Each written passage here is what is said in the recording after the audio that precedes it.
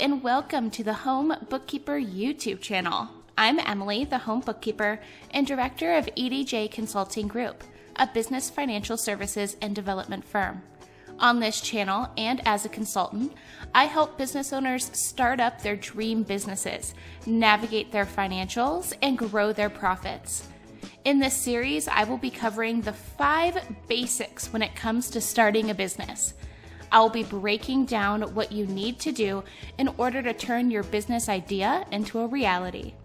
The whys of each step, giving you the information and knowledge you need to succeed, and of course the hows to get it all done.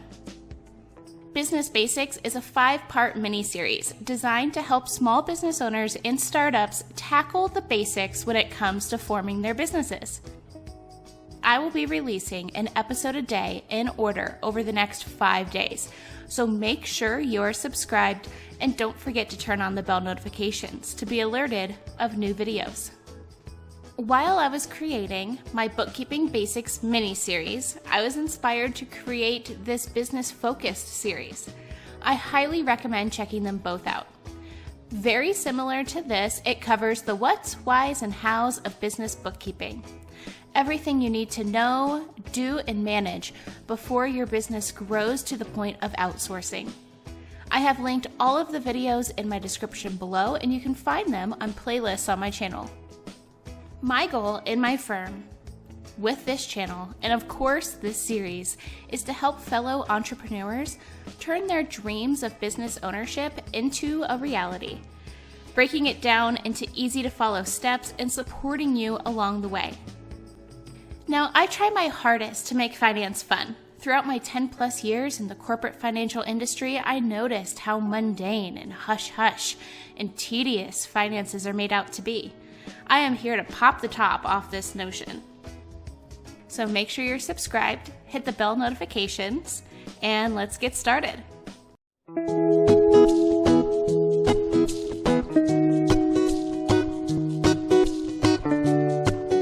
Welcome to Business Basics, a home bookkeeper mini-series. I'm Emily, the Home Bookkeeper and Director of my business financial services and development firm, EDJ Consulting Group. On this channel, I try to make finance fun and give you tangible insights on all things entrepreneurship, profit growth, and business financials. In this series, I will be covering the basics when it comes to starting your own business. Here in episode 1, we are starting from the bottom, the foundation of your business. Curating a business name. Passion, energy, bravery, dedication, commitment. That's what it takes to start a new business. So you have a great idea for a business. You've started drafting a plan and you have a potential client base in mind. You're almost ready to go for it. The only thing missing? A great name. A good business name should embody the purpose of your brand. It should be memorable, timeless, and it should remind your employees why they are doing what they are doing. You could pay a naming agency thousands of dollars to find a name that's new, on trend, industry relevant, memorable, and untrademarked. But you're just starting out, and you probably have other priorities. Instead of paying someone to name your business, try getting inspired on your own. That's completely free. The name needs to sound good when it is said aloud. I'm a big fan of alliteration, using words that start with the same consonant, like Coca-Cola or Jimmy John's. Just make sure to say it aloud, a lot, and make sure this isn't a she sells seashells on the seashore situation. See? That was so hard. People need to say the name on the radio, in a video, or in everyday conversation. Number 1, acronyms. A lot of major companies use acronyms instead of their full names. It's easier to remember. Take AOL, America Online, or BBC, British Broadcasting Corporation, for example. So if your business is named Pierce Marketing Agency, consider going by PMA. Beware though, initials are a little boring. Yes, IBM and 3M have gotten away with initials, but these are multi-billion-dollar corporations that have been around for decades. You can do the same when you've brought in billions of dollars over 100 years.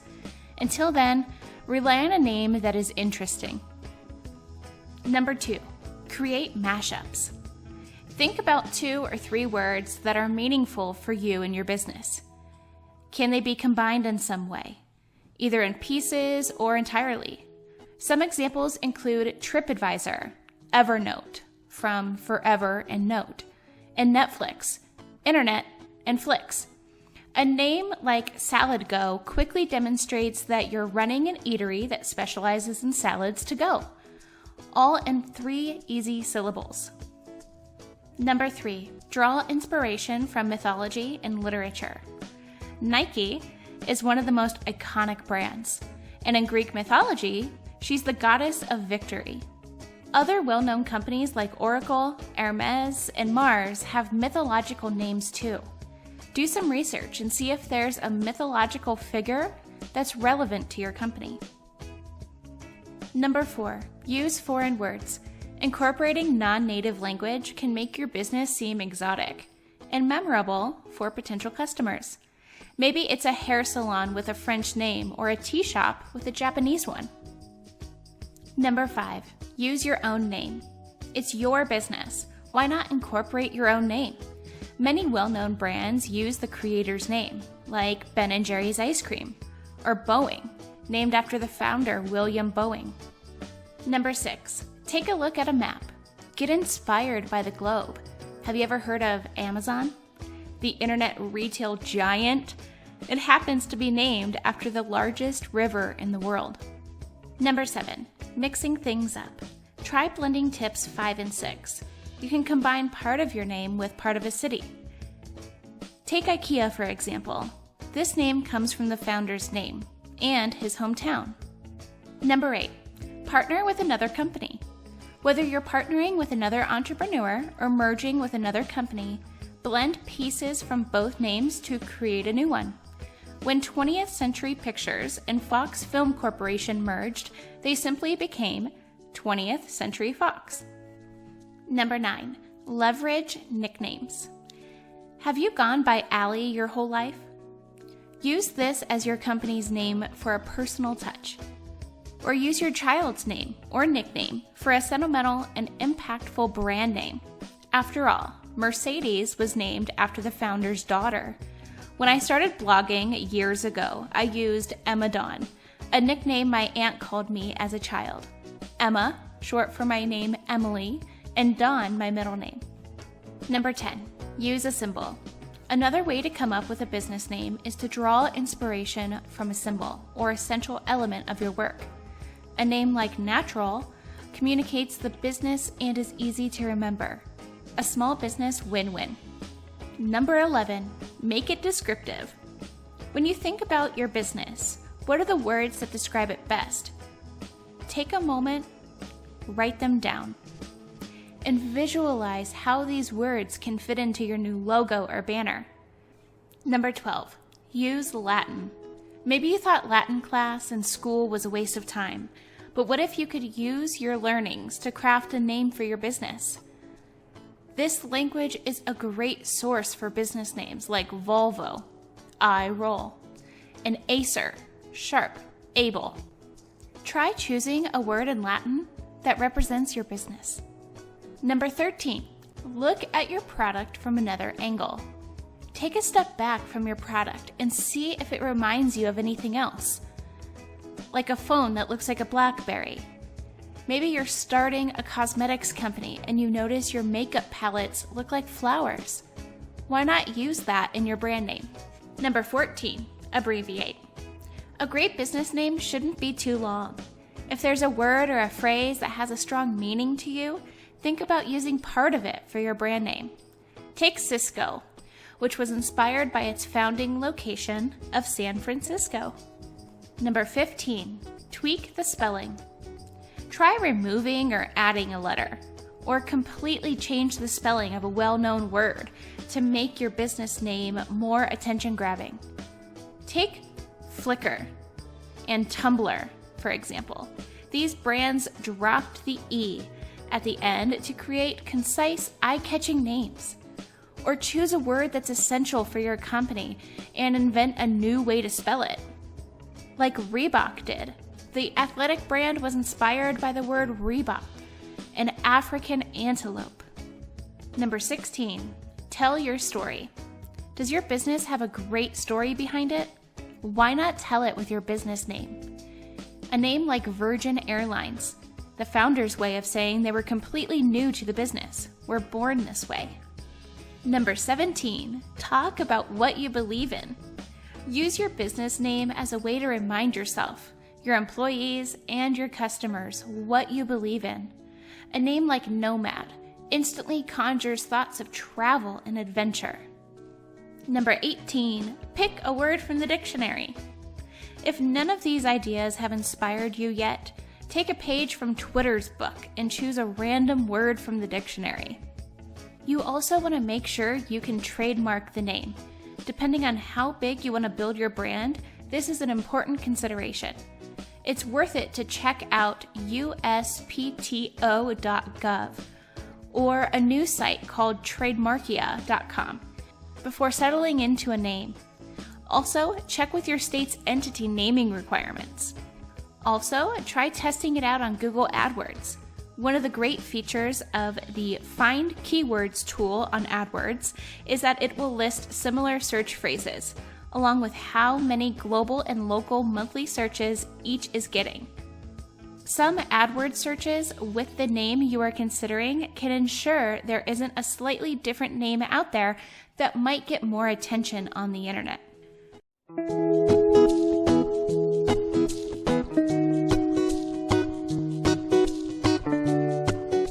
Welcome back to Business Basics, a home bookkeeper mini-series. I'm Emily, the home bookkeeper and director of my business financial services and development firm, EDJ Consulting Group. On this channel, I try to make finance fun and give you tangible insights on all things entrepreneurship, profit growth, and business financials. In this series, I will be covering the basics when it comes to starting your own business. Here, in episode 2, we are diving into websites and logos, the soul of your soon-to-be empire. You might be asking why you would want to design a website and a logo before your business has even started. Well, there are a number of reasons. First, some states require your online presence information when registering for your business license. They want to see that you are a legitimate company selling products and services that are legal in that state. They also want a way to contact you for any questions they may have during the registration process. Having a proper website and logo makes your brand recognizable and builds excitement for the future launch day. A website also gives your potential customers or clients a way to find you. It's always better to have a line out the door than to open with no customers. Having an established and polished online presence also gives your customer base something to look forward to. In a way, they can stay up to date with what's happening with your business. Also, gives you a chance to work out any kinks before the official grand opening, whether that be online or in person. These days, an online presence is vital for any business, even for brick and mortar stores that don't conduct any e-commerce sales. Creating a website isn't especially difficult with the many website creation aids available today. Personally, I prefer to use Wix. I have a designer account with them, and they make it easy for me to build the optimized websites for my clients and offer easy mobile design tools for a fully integrated website host experience. Whatever platform you choose, keep these design principles in mind. Number 1, make your site mobile responsive. Mobile responsiveness is critical for a website to be effective. American adults spend more than 5 hours a day on their mobile phones, while more than 1/3 do all of their online shopping via mobile devices. Needless to say, your business's mobile website must offer a positive user experience. If potential customers land on your website but find it difficult to read or navigate on a mobile device, they may simply abandon you in favor of a competitor. Furthermore, a negative mobile user experience affects your website in search engine rankings, making it harder for users to find you through Google search, which brings us to our next point. Number 2, make it easy to find. You need a domain name that either matches your company name or describes your business in some way. You could even have multiple domains that point to one website. This means incorporating technical SEO best practices, keyword research, content marketing, and paid advertisement campaigns to drive traffic to your website. Number 3, place your contact information above the fold. If your business depends on people being able to contact you or call your sales team, put that information where they can find it easily. Your contact information should be visible, preferably at the top of the homepage or at the footer of your website, so that visitors don't have to search for a phone number or address if they want to contact the business, says David Brown, CEO of Web.com. If you use social media to connect with customers, put your social links in the website header or footer, where they are easily found. Number 4, make it easy to navigate.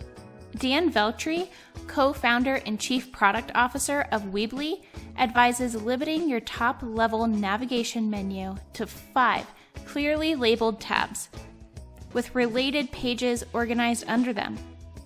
You should also offer a clear way to get back to the homepage no matter where your readers land. Very often, a Google search may take your reader to a page of your website other than your homepage. Number 5, keep your pages uncluttered. Paul Bowles, Associate Professor of Strategic Communication at the Missouri School of Journalism, said that readers need to be able to put information in context. If a site has too much information, it overloads the mind, making it unable to retain the new information. Be sure to use a good balance of text and graphics that present a clean page. One way to keep it simple is to cut out the social widgets, such as a Twitter feed on your site. Ask yourself if you are adding information your reader cares about. If your widget content does not support the purpose of the page, then just remove it. Number 6, make sure it's accurate. It should go without saying that inaccurate information will turn off consumers. Whether it's a wrong number, outdated product information, or simple grammatical errors. You should not only proofread each page before it goes live, but also periodically check each page of your website, especially after making updates anywhere else. Number 7, respect the need for speed. A recent study by a digital marketing company found that 88.5% of web users will leave a website if it loads too slowly. Furthermore, the time it takes to load a web page affects the purchase decisions of nearly 70% of all online shoppers. Make sure your website runs smoothly by keeping the software up to date, optimizing videos and images for quicker downloads, and using a website host that can handle your bandwidth demands. Number 8, have a call to action. Each page on your website should entice the reader to do something. In other words, you need to give them a call to action. These landing pages should encourage users to take certain actions, such as to call your company, sign up for a service, or to buy a product, download a white paper, or do something else that benefits your business goals. Give them a noticeable invitation to take the action. A button, a link, a clear verbiage. Keep it above the fold if possible, so that readers do not have to scroll before finding the call to action. Number 9, keep your designs simple. Limit the use of fonts, colors, and GIFs, which can distract and pull eyes away from the focus of the web page. Short paragraphs and bullet points also make the information more scannable and likely to be read.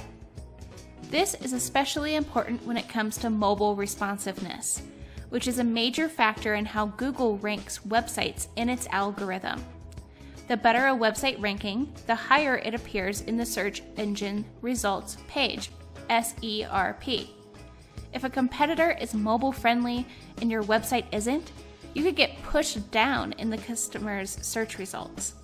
Number 10, get personal.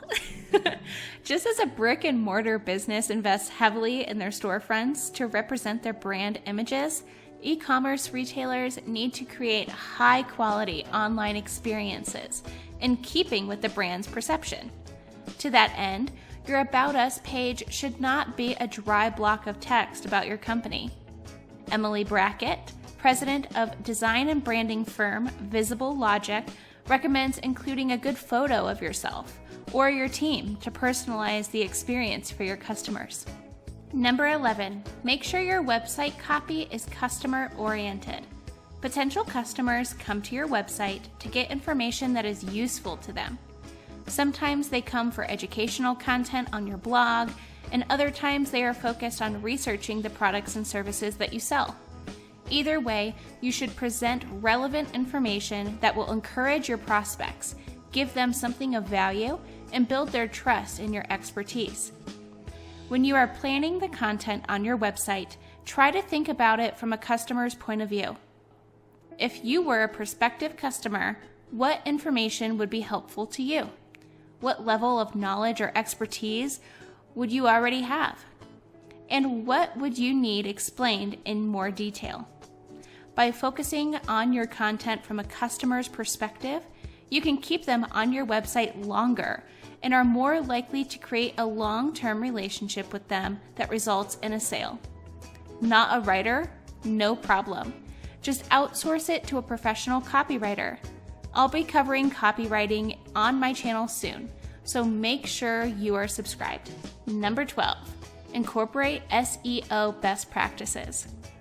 You may have the best website in your industry, but it won't do you a bit of good if people can't find it.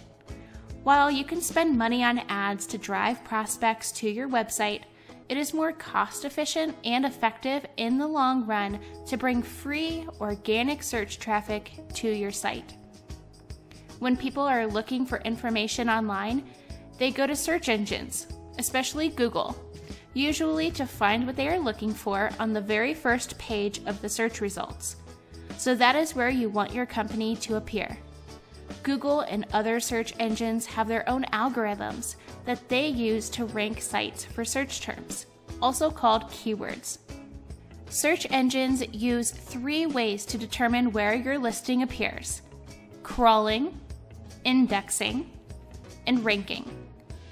Crawling means that they find your site through links from other sites. So make sure that links to your site appear on as many outside websites as possible. After your site is discovered by crawling bots, it is indexed, which means that it is analyzed for content, including keywords, freshness, relevance, and multimedia. Make sure that your site has plenty of new, relevant content relating to keywords that you rank for.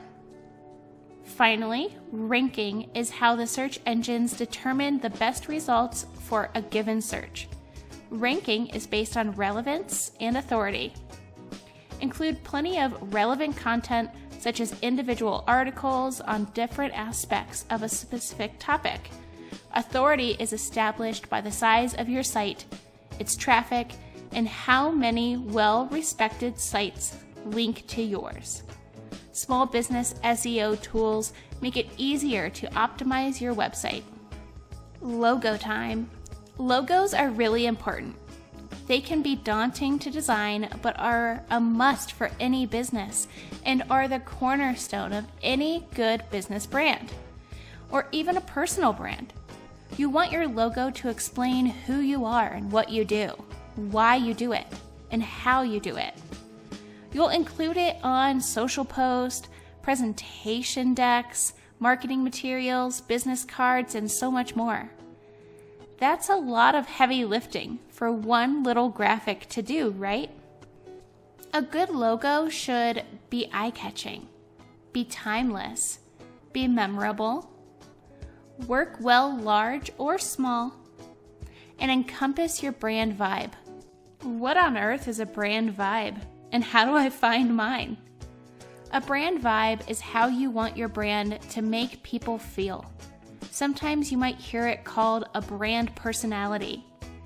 It should be consistent across your logo and content, and clearly set out in your brand guidelines.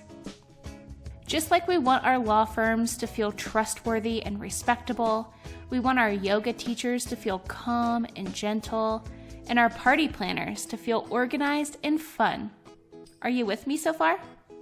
Once you discover your brand vibe, the logo making process gets 100 times easier.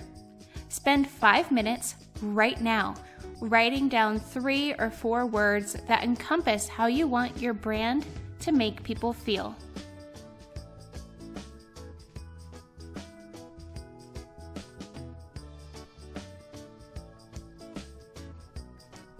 You got them? If not, feel free to pause this video and press play when you're ready. A logo is a visual representation of your brand. So why tell people what you do if you could just show them? Use simple icons to communicate who you are, like this logo from Southwest Airlines. Simple imagery with blatant words explains exactly what the brand is without any other communication. Visual puns are a designer's best friend. Here, Crumble Cookies have created a quirky bite out of the baker's hat to show that they are a yummy cookie company. Use empty space to keep your logo design clean. Coco Chanel once said, "Before you leave the house, look in the mirror and take one thing off." The same thing applies to design. You want to make sure people can read your logo from a distance, or when it's really small. Keeping it clean, designers speak for lots of blank space, will achieve this. Here, we can see how this yoga brand has utilized blank space to invoke a feeling of calmness. Use shapes to think inside the box. Shapes are a really great way to make your logo stand out. For this logo for a law firm, we put the firm's name inside boxes to achieve a professional look. This also helps with cross-platform branding, as a boxed-in logo works well digitally, as well as on a letterhead, presentations, and merchandise, like pens and lanyards. Boy, wouldn't this logo look great on a coffee cup? When designing your logo, try to make sure you think about its intended uses. Are you looking to use it on a uniform, or will it be just for your website design? You can use a mock-up generator to see how your logo will look in situations. It's also good to think about how you're going to promote yourself when creating a logo. If you're going to be doing a lot of networking, create a logo that looks good on business cards.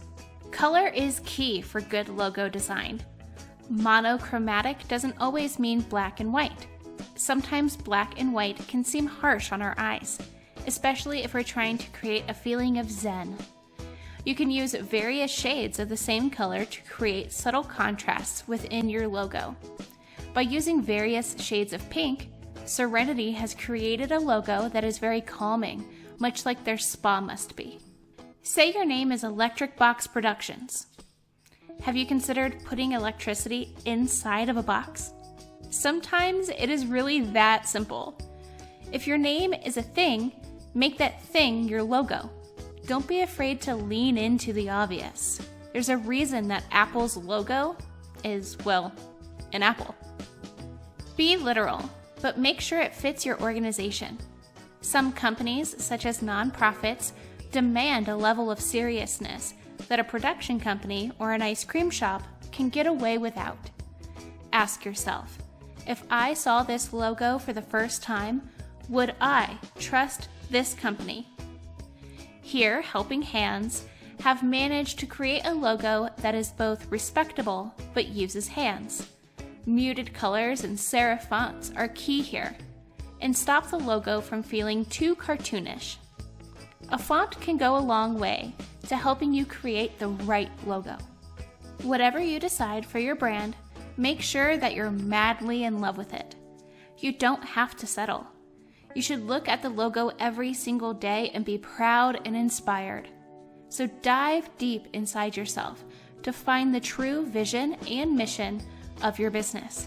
Find what will make you want to get out of bed every single day and skip into work with a smile spread so big across your face.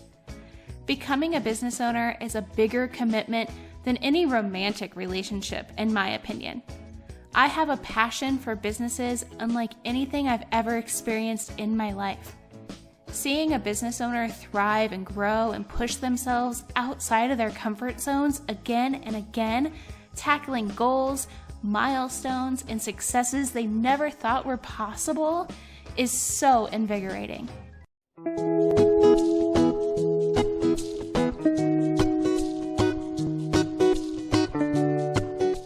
Welcome to Business Basics, a home bookkeeper mini-series. I'm Emily, the home bookkeeper and director of my business financial services and development firm, EDJ Consulting Group. On this channel, I try to make finance fun and give you tangible insights on all things entrepreneurship, profit growth, and business financials. In this series, I will be covering the basics when it comes to starting your own business. Here in episode 3, I am covering the biggest milestone your business will take, and that's forming your entity. Everything up to this point has been the fun, creative, and imaginary part of starting your business.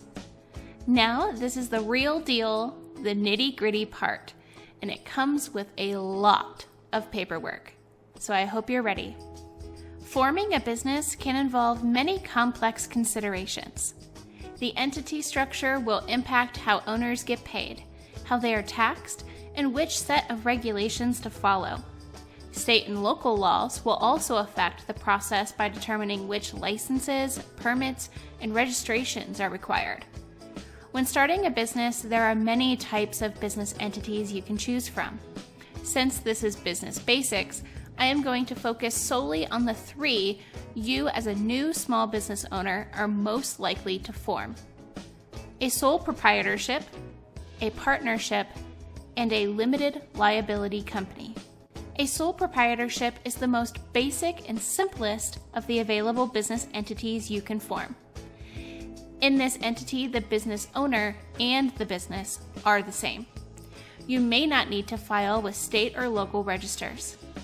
A sole proprietorship also typically does not require an operating agreement or bylaws to dictate how it will function. However, it is a good idea to follow the basic steps of starting a business, such as ensuring your business name is not already taken. It would be a shame to put in the time and effort to develop your brand only to find out that your business name is already taken, and you need to rename your business in order to expand. A simple online search by state will provide info on companies that are already registered. A sole proprietor that wishes to do business under a different or fictitious name can register that name using a Doing Business As, or a DBA. Depending on your plans for expansion, you may also want to look into trademark protection. All of this comes with its own various fees, of course. Sole proprietors will report business income on their personal tax returns using IRS Form 1040, Individual Income Tax Return, every year, along with IRS Schedule C, Profit or Loss from Business, and IRS Schedule SE, Self-Employment Tax. One key issue with sole proprietorships is that they offer zero liability protection for owners and less tax advantages than corporations. Since they are considered one and the same, the owner is personally liable for any business debts, and personal assets can be used to satisfy those debts, like a family home, an automobile, savings, or anything of a satisfying monetary value. It may be a good idea to secure insurance to help cover any liability issues that may arise. A partnership. 2 or more owners can decide to form a partnership and share responsibility for the business. A partnership can be relatively simple and easy to set up and is defined by a partnership agreement. This agreement is similar to an LLC operating agreement, which details ownership percentages, division of profits and losses, and other key factors. The downsides of a general partnership are primarily issues of liability. Each partner is responsible for the liability and debt incurred by the partnership, even if the issues are caused by the other partner. There are ways to avoid shared liability, however. One option is to create a limited partnership.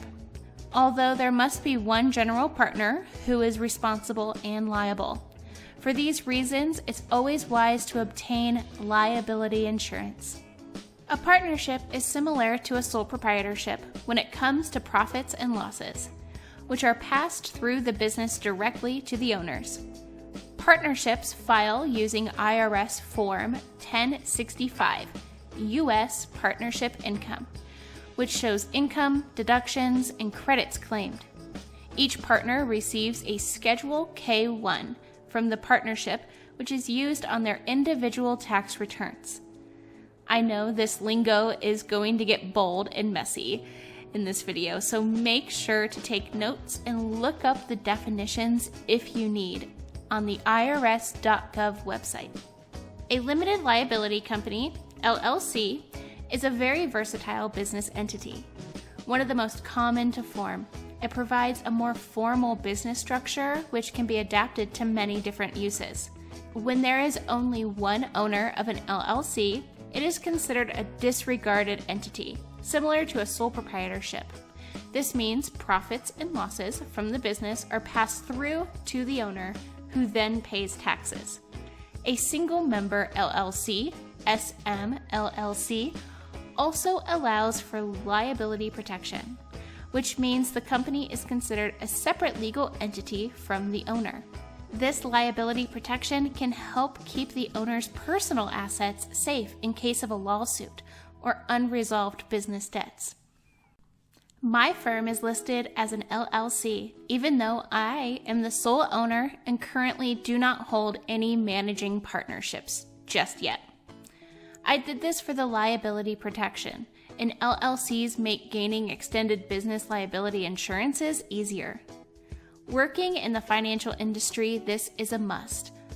Also a must for any other businesses that can be easily sued, like aesthetics, medical practice, construction companies, etc. So if you have taken my Home Bookkeeper Masterclass and are subscribed because you are a fellow home bookkeeper, this is definitely something you want to consider for your bookkeeping practice. 2 or more members can form an LLC and elect to be taxed either as a partnership or a corporation. Keep in mind that a C corporation faces double taxation. The business is taxed on income and losses first, followed by the owners being taxed on their shares of income. An LLC combines the pass-through taxation of a partnership or sole proprietorship with the limited liability protection offered by corporations. A limited liability company can elect to be taxed as a C Corp or an S Corp using IRS Form 8832, Entity Classification Election. Although an LLC offers limited liability for owners, there are instances when this protection can be lost. To prevent creditors or lawyers from going after your personal assets, you have to prove that the LLC is a separate business entity from the member or members. This can be done by holding regular meetings, keeping separate finances, and not using personal assets for business expenses, and vice versa. An LLC would also create an operating agreement to detail how the company is going to run, as well as declare percentages of ownership. An operating agreement also defines the role of each member and other important considerations. Choosing a business entity for your company depends on a variety of factors. It can be difficult to know which type of entity is best for your specific business. It helps to consider the tax implications, as well as how your business operates, how much liability protection you need, and whether you want investors. It is possible to change from one business entity to another, but this process can become quite complicated, especially if there are many assets or owners involved. The rules and regulations governing how to form a business entity vary by state. These businesses are also impacted by federal taxes and applicable laws. To ensure you have the most accurate and up-to-date information, it is highly recommended that you consult with a professional tax advisor. As we covered in the first episode of Business Basics, Naming Your Business, you should have a name or at least a few options in mind. In episode 2, you have taken that name and created a logo and online presence, starting with your website. Now that you are a little bit more familiar with the types of entities you can form, it's time to get to it, making your business official. You can do so by starting on your state's website. You'll want to fill out all of the state registration documents and become approved before you can move any further. A key consideration in starting a business is determining if you need a physical location, and if so, where it should be established. You should take time to consider this step, as it could greatly impact your sales. Depending on the location you choose, you may also be required to obtain additional permits or zoning clearance, or even a city business license. Each state has specific laws and regulations for various businesses, so you will need to check for your state's specific guidelines. You may have to file articles of incorporation and prepare bylaws for your business. This is a good time to prepare a business plan that outlines your company and sets forth policy and long-term plans. Also, a good time, if you need to, consult with a business attorney. Once you have decided on your business entity type, you can file with your state and register your business. You may also be required to obtain business licenses and permits, as well as zoning clearance and other approval requirements. You may need to contact your local state tax commission as well. Some states require certain business entities to create and submit articles of incorporation, operating agreements, and partnership agreements. Some form submissions require additional steps, such as obtaining an employer identification number, or an EIN, from the Internal Revenue Service, or the IRS. You will also be required to pay a variety of fees to register and obtain these licenses and permits, which vary by state. For example, Virginia has a state corporation commission to consider. Some states require a sales tax number or permit to be obtained as well. You will also need to file annual tax returns as an owner to report income. The business entity may be required to file a tax return or information return each year. There are many financial considerations that a business owner must consider. It's vital to keep business assets and accounting separate from the owner's personal accounting in order to prove that a separate entity exists. This requires setting up a company bank account. I'll cover this in my Bookkeeping Basics mini-series, so feel free to check that out for more details on managing the financial operations side of running your business. Be aware that some forms of revenue, such as income from businesses, rent, and dividends, do not have taxes withheld as paychecks do. For this reason, business owners may have to pay self-employment taxes for themselves. Those that make over a certain amount may have to pay these taxes quarterly by estimating their taxes and paying in equal payments. Failing to pay estimated taxes on time and in the correct amounts can lead to hefty fines and penalties. You are required to pay estimated taxes on federal taxes, and sometimes state and local taxes as well. Be sure to verify the rules for your county and state. A business with employees must also take measures to set up a payroll service which withholds tax and sends it directly to the government regularly. These employers also need to consider additional insurances for employees, such as preparing for workers' compensation and obtaining liability insurances. Businesses will also need to determine which accounting method they will be using. Although larger companies may be required to use the accrual method, Feel free to reach out to me for assistance with this step or take advantage of the additional content on my channel. QuickBooks Online offers a payroll service you can easily access through your QBO profile. Tutorials on how to navigate QuickBooks Online and QuickBooks Online Payroll are available here on the Home Bookkeeper YouTube channel. In order for your business to hire employees, you must obtain an employer identification number from the IRS. The IRS provides an employer identification number for free, which is used to identify your business. This entity number is used on a variety of entity formation forms. A sole proprietorship does not need to obtain an EIN, since it can use the owner's Social Security number or tax identification number instead. Employees must have their payroll taxes withheld and sent to the government regularly. This can all be set up within your QuickBooks Online profile.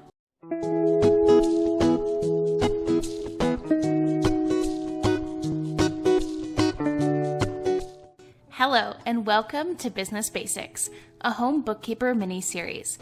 I'm Emily, the home bookkeeper and director of my business financial services and development firm, EDJ Consulting Group. On this channel, I try to make finance fun while giving you tangible insights on all things entrepreneurship, profit growth, and business financials. In this series, I will be covering the basics when it comes to starting your own business. Here in episode 4, I am covering the backbone of any business, the operating accounts. Now that you have a business name, a logo and website design, or at least a vision, and you have selected the entity you wish to form, it's time to move right along into getting your business operational. You're almost there. Operating accounts are a firm fund account that can receive bill payments. Bill payments include matters of payroll, office expenses, etc. Personally, I like to call all of the accounts your business needs to have set up in order to operate an operating account. That includes any state accounts and taxation accounts that may be required. Like a car cannot operate without a transmission, your business won't last long without your operating accounts. Story time. Over the years I've spent in the financial industry, I've never seen something as careless as what I'm about to share with you. A while back, I was working with an art gallery client who had locations in multiple states. I became this new gallery owner's bookkeeper in the midst of a partner removal or buyout. He was in the process of buying out his investor partner and taking over the galleries for himself. Yay for him, right? What an awesome move in business it is to buy out your investors and go out on your own. However, the investor partner's company handled every little thing when it came to the operations of the actual business and treated the now gallery owner as more of a gallery manager. Throughout the process of the buyout, the gallery owner never thought to set up new operating accounts. As his bookkeeper, I could estimate tax payments and schedule the payments to go out to the accounts within QuickBooks Online, but I couldn't actually set up the accounts for him. This is a business owner's responsibility. Needless to say, the gallery owner was way behind, incurred hefty fines and fees, and was completely a fish out of water going through this buyout alone. Moral of the story, it's important to keep all of your ducks in a row rather than trying to backpedal or catch up later. And this also shows the importance of asking for help when you need it. Seek out a professional if you feel like you are drowning in the sea that is entrepreneurship. Contracting help in instances like this will oftentimes be more affordable than the fees and fines, back taxes owed, and of course the stress. Operating accounts are crucial to a business's success, and letting them get out of control or operating without proper licensure or permits can lead to the closure of your business. If you are a retail business or a business that sells a service where you charge a sales tax like an auto repair shop, you're going to need to set up a sales tax account under your state's government agency website. Once your account is set up, Your account number can be linked to your QuickBooks Online profile, and your estimated sales tax payments can be generated there. Every state and every website is slightly different, so make sure you have spoken to your accounting professional first so you know what is required for your location. It is nothing less than a milestone if you are at the stage of setting up a payroll account. You started a small business which became successful, and now you are ready to employ a few people. Making a job opportunity for someone else is a big achievement, but if you are doing it for the first time, you might be feeling a bit nervous. There are some crucial elements which need to be taken into consideration so that you can avoid fines and Internal Revenue Service penalties. In most states, the two payroll taxes are withholding and unemployment insurance, aka unemployment tax and unemployment compensation. Employers must register for the appropriate accounts in order to hire employees, to process payroll, and to file tax returns. You can pay and file your payroll taxes through your QuickBooks Online profile. Though different from the other payroll tax account, the payroll tax expense account is the holding account used to track the balance of the employer contributions to payroll taxes, including Social Security, Medicare, and unemployment insurance payments. When payroll is processed, the employer liability is recognized in the payroll tax expense account. Workers' compensation insurance is typically required by the state when you reach the point of hiring employees. Workers' compensation is a form of insurance payment to employees if they are injured at work or become sick due to their work. Workers' compensation includes payments to employees to cover their wages while they are not fit for work, medical expenses, and rehabilitation. Now, if you are a landlord or maybe even own the building your business is ran out of, regardless of the type of business, you will have to pay property taxes on your holdings. Businesses pay property taxes on real estate in the same way as individuals, on the assessed value of that property. If your business owns real property, you must pay property tax on that property. In the same way as individuals pay property tax on the assessed value of their homes, businesses pay property tax on the assessed value of their real estate, land, and building. Property tax is tax deductible, however, as IRS policies change through time. Make sure you double check with your accounting professional on what portion of your property taxes are deductible. This account can be set up through your county and typically established at the time of purchase.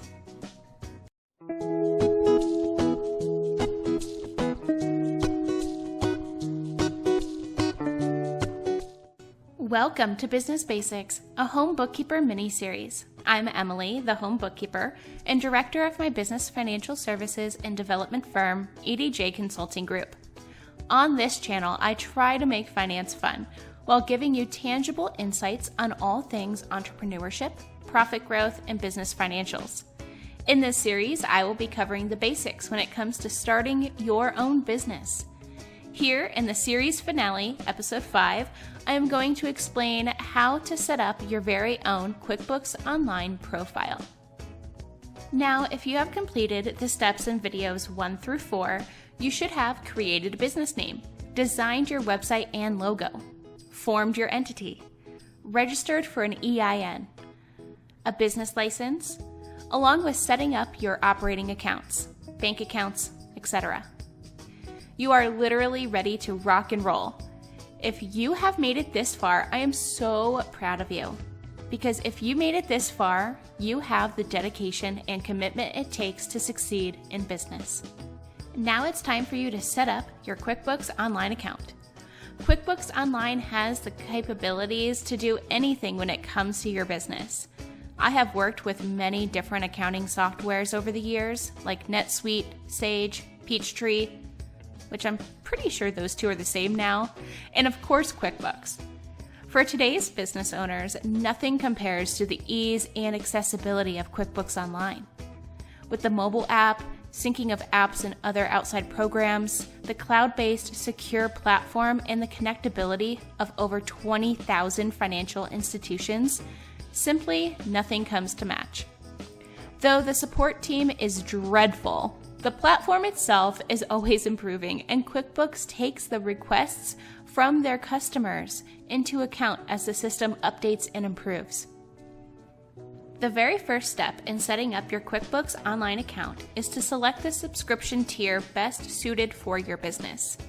QuickBooks offers everything from basic accounting needs with Simple Start all the way to an enterprise-level business with Advanced. When you are on the QuickBooks website comparing the different plan options, you'll notice all the features of each tier listed below. Now it's time to move on to payroll. Whether you are paying yourself or paying your entire team, QuickBooks has you covered. One of the things I really appreciate from the QuickBooks Online payroll options is you get the ability to connect to your payroll right from your QBO dashboard. One simple and secure login, and all of your business financials are in one place. Also, even the basic tier has the following basic benefits: auto payroll, health benefits for your team, 401k plans, 1099 e-file and pay, expert product support, and next day direct deposit. After logging in to your QuickBooks Online profile for the very first time, you'll notice a number of tutorials. My channel right here also has QuickBooks Online tutorials to help you navigate the ever-changing and advancing QuickBooks Online platform. The first thing you'll want to do when logged in is to customize and enter your company data.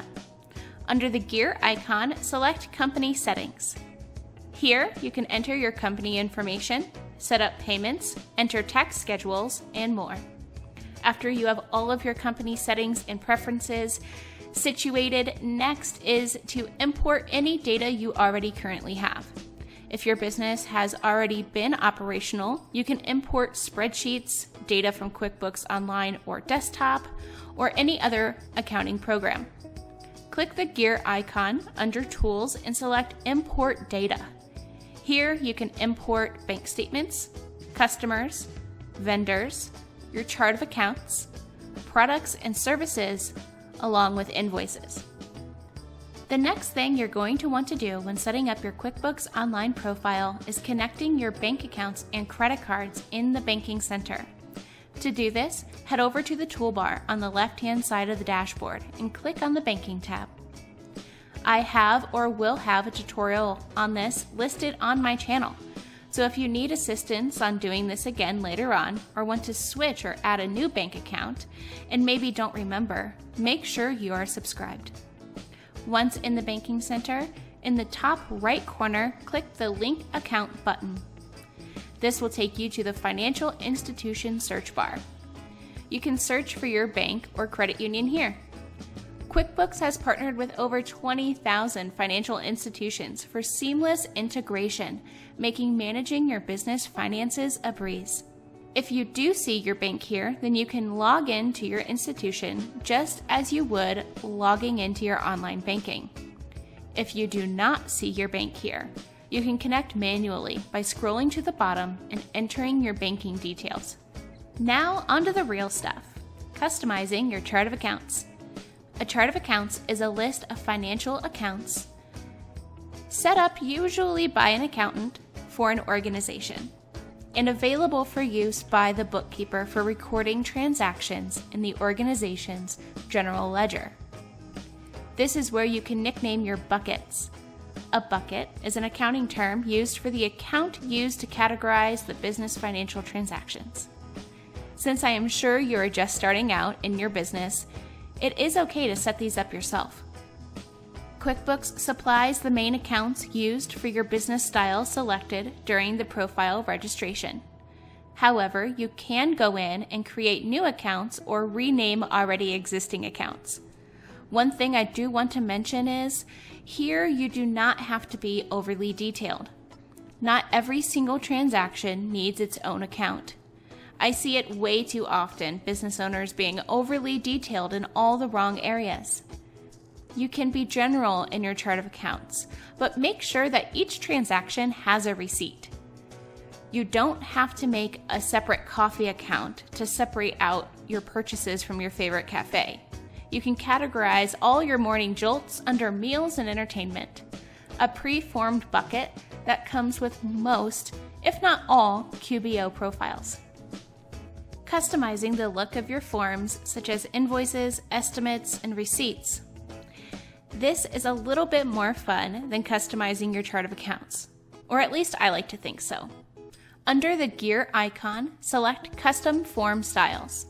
Then you're ready to have your forms match your business branding. I will have an entire tutorial on my channel soon, so make sure you are subscribed.